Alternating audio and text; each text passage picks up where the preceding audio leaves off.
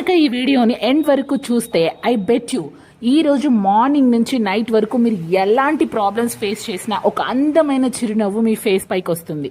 I bet you అన్నాను కదా, చూడండి. అయినా ఈ ప్రపంచంలో ఏ కల్మషం లేని ఒక బ్యూటిఫుల్ చిరునవ్వు ఏదైనా ఉందంటే అది చిన్న పిల్లల దగ్గరే ఉంటుంది కదా. మా రుద్రాంశ్ ఈ మధ్య నవ్వడం మొదలెట్టాడు. అది ఎదుటి వాళ్ళు ఎంతో సంతోషంగా నవ్వినప్పుడు మాత్రమే అలా నవ్వుతాడు. ఇది కూడా ఒక మంచి అలవాటే. ఎదుటి వాళ్ళ సంతోషంలో వాడి హ్యాపీనెస్ ని వెతుక్కుంటున్నాడు. నాకైతే ఎలాంటి బాధలో ఉన్నా సరే వాడి బుజ్జి స్మైల్ చూసినప్పుడు చాలా రిలాక్సింగ్ గా హ్యాపీగా అనిపిస్తుంది. హోప్ మీకు కూడా ఇది వర్కౌట్ అవుతుంది అనుకుంటున్నాను. ఒకసారి ఒక లుక్ వేసుకోండి.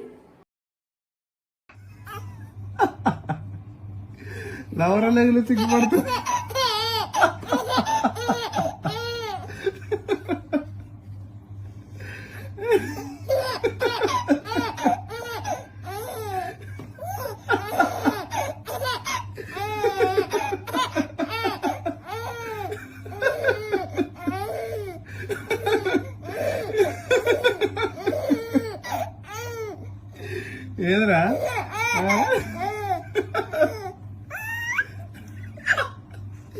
ఏమంటుంది ఇంకా ఏమంటుంది ఇంకా